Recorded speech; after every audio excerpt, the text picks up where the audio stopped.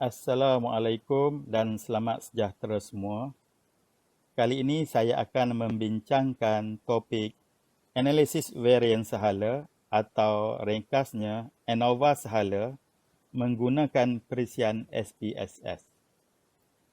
Analisis ANOVA sahala atau one-way ANOVA adalah analisis bagi menguji perbezaan mean bagi pemboleh ubah yang mempunyai satu faktor tetapi ada 3 atau lebih kumpulan secara serentak. Sebagai contoh, seorang pensyarah matematik mempunyai seramai 45 orang pelajar dalam satu semester. Beliau membahagikan pelajar kepada 3 kumpulan dengan setiap kumpulan seramai 15 orang. Setiap kumpulan menggunakan kaedah pembelajaran yang berbeza. Kumpulan pertama mengikuti pembelajaran dalam bilik kuliah. Kumpulan kedua mengikuti pembelajaran dalam talian atau online learning. Dan kumpulan ketiga mengikuti pembelajaran secara blended learning atau mood teradun.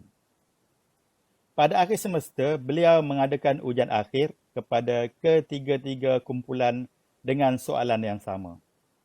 Skor ujian matematik bagi setiap pelajar dicatatkan seperti ditunjukkan berikut.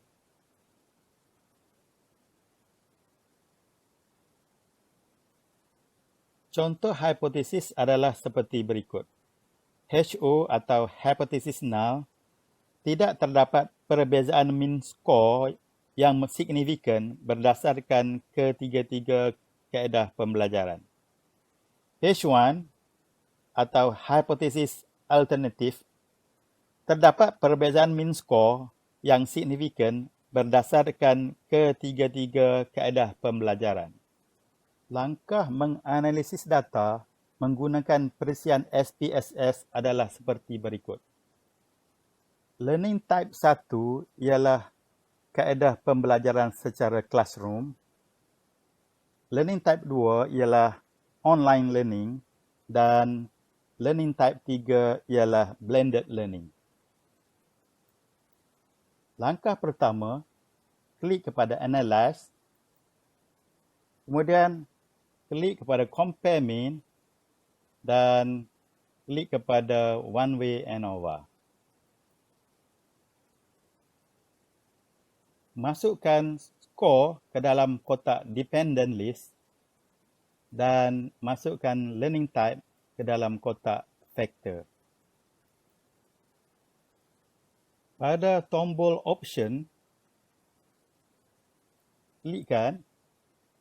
Kemudian pada bahagian display, tandakan pada descriptive dan tandakan pada homogeneity of variance test. Klik continue.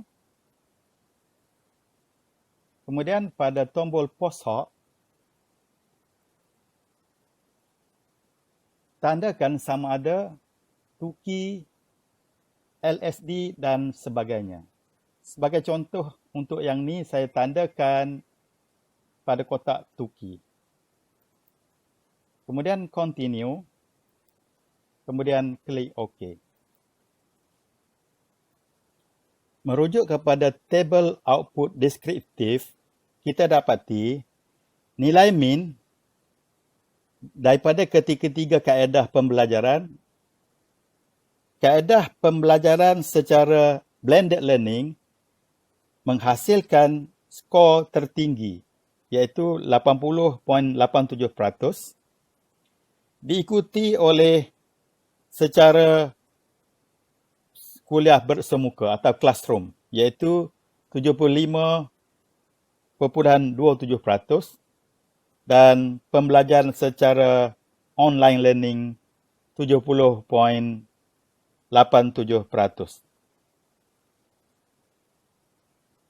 Bagaimanapun, tabel deskriptif ini tidak dapat menentukan sama ada perbezaan ini adalah signifikan secara statistik. Maka kita perlu merujuk kepada jadual output ANOVA di bawah. Jadual ANOVA ini menunjukkan nilai P iaitu 0.034 adalah lebih kecil daripada 0.05. Keputusan ujian ini menunjukkan hipotesis null perlu ditolak. Keputusan ujian menunjukkan wujud perbezaan mean score dalam ujian yang diambil di antara kumpulan pelajar yang belajar menggunakan kaedah pembelajaran yang berlainan. Jadual ANOVA membuktikan bahawa terdapat sekurang-kurangnya satu pasangan daripada ketiga-tiga kumpulan adalah berbeza secara signifikan. Namun, kita tidak dapat menentukan kumpulan manakah antara ketiga-tiga kaedah pembelajaran tersebut berbeza, kecuali dengan melakukan ujian post hoc seperti jadual berikut. Jadual post hoc menunjukkan perbandingan antara pelbagai kumpulan pembelajaran yang berbeza. Merujuk kepada jadual output ini, kita dapati kumpulan pembelajaran secara kuliah atau classroom mendapat mean score matematik 4.4% lebih tinggi berbanding kumpulan pembelajaran secara atas talian atau online. Kumpulan pembelajaran menggunakan kaedah blended learning mendapat skor paling tinggi berbanding kumpulan pembelajaran yang lain, iaitu 10% lebih tinggi berbanding kumpulan pembelajaran secara online. Serta 5.6% lebih tinggi berbanding pembelajaran secara kuliah atau classroom. Bagaimanapun, kita dapati hanya satu pasangan kumpulan pembelajaran sahaja yang berbeza secara signifikan, iaitu pembelajaran secara blended learning dan secara online, dengan p-value ialah 0.026 lebih kecil daripada 0.05. Sekian sahaja untuk kali ini. Sekiranya anda rasa video ini bermanfaat, sila klik tombol subscribe dan tekan loceng. Sekian, terima kasih.